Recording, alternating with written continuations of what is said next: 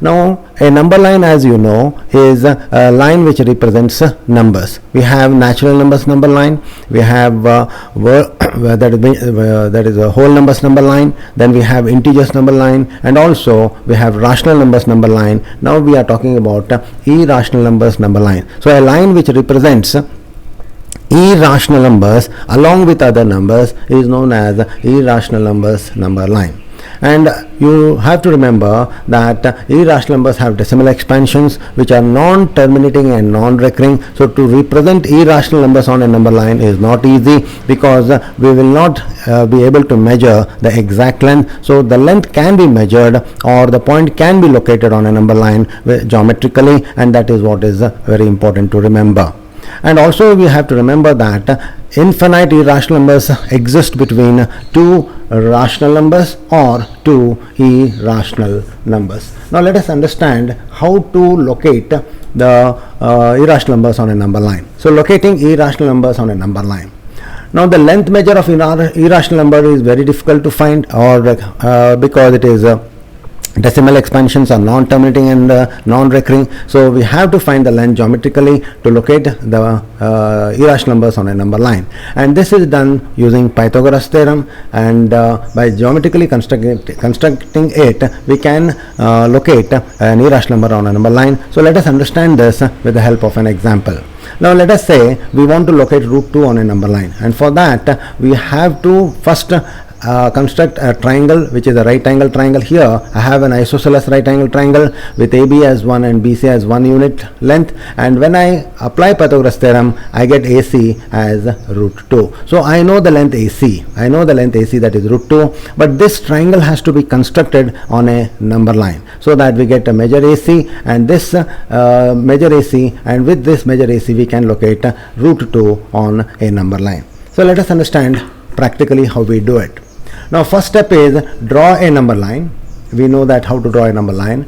Draw a square ABCD of unit length. See, ABCD of unit length. That means AB is 1, BC is 1, CD is 1, and AD is 1. So it is a square. Join AC. When you join AC by Pythagoras theorem, 1 square plus 1 square is 1 plus 1 and 2. Therefore AC is root 2. With AC as center and with A as center and AC as radius, draw an arc to cut the number line at E. Now the point E on the number line represents root 2. So that is the procedure of locating root 2 on a number line. It is a very easy or simple method of locating the irrational numbers on a number line. So you can try to locate root 3, root 5, root 7 and root 11, but see that you apply Pythagoras theorem to get the length root 3, root 5, root 7 and root 11 and locate them on a number line. So please remember that.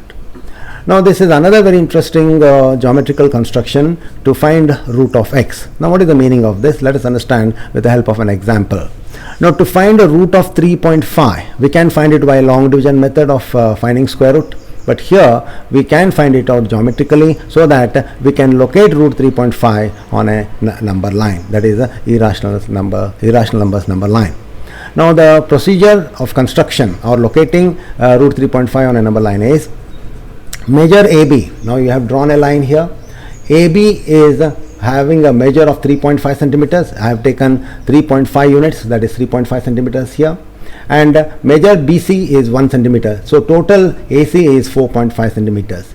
Now locate point O, that is the midpoint. This is the 0 or O rather is the midpoint of AC, and that can be located by drawing a perpendicular bisector to AC. So O is the midpoint of AC. O is the midpoint of AC. Now with O as the center, OA as the radius, draw a semicircle. So we have AC is the semicircle here, drawn with O as center and OA as the radius. Now draw a perpendicular at point B, and you know how to draw a perpendicular. So draw a perpendicular at point B. So BD is a perpendicular which cuts the semicircle at point D. Measure BD. If you measure BD, then BD is equal to root of 3.5. So the value BD is equal to square root of 3.5. Now the question is how to locate this root 3.5 on a number line. For that, consider B as 0 of the number line and extend OC further, so that we have 1, 2, 3, 4 at equal distances. Now we are taking B as the center and BD as the radius. Cut an arc to cut the number line at point D. Then BD is what we call root 3.5, or D is a point which represents root of 3.5. Now the question is this construction correct? Now we can verify it or prove that the method of construction is correct by let me explain this with the help of an example. Now let us take BD. So let us take BD as root x. BD as root x. Now if BD is equal to root x, now let us understand, now we have to prove this. So to prove that BD is equal to root x, let AB be equal to x. See, AB is equal to x. That means I have taken here 3.5. Instead of 3.5 I have taken x. Therefore AB is taken as x here. Now what will be AC? AC will be x plus 1, because BC is 1, AB is x, so AC is x plus 1. Now OD is equal to OA, because they are radii of the semicircle, and OA is equal to half of AC. Half of AC is x plus 1 upon 2. OB is equal to AB minus OA.